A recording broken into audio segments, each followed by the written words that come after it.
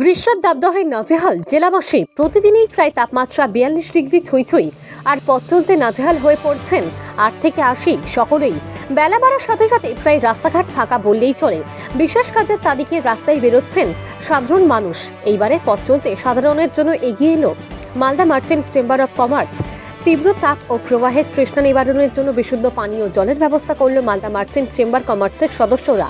মালদা শহরের ফোয়ার মোড় ও অতুলচন্দ্র মার্কেটের সামনে বসানো হলো বিশুদ্ধ পানীয় জলের জলছত্র। সেই জলছত্রে পাওয়া যাচ্ছে ঠান্ডা পানীয় ও জল ও ছোলা গুড় সহ। মালদা মার্চেন্ট চেম্বার অফ কমার্সের এক সদস্য জানান, অন্যান্য জেলার পাশাপাশি মালদা জেলাতেও তাপপ্রবাহের নাজেহাল জেলাবাসী। সে কথা মাথায় রেখে আমরা বিশুদ্ধ পানীয় জলের জলছত্র খুলেছি মালদা শহরের ফোয়ারা মোড় ও অতুলচন্দ্র মার্কেট এলাকায়।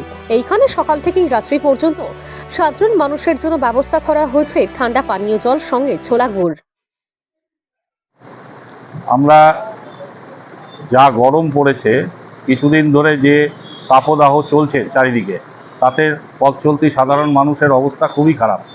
আজকে প্রায় 40-41 ডিগ্রি টেম্পারেচার আছে।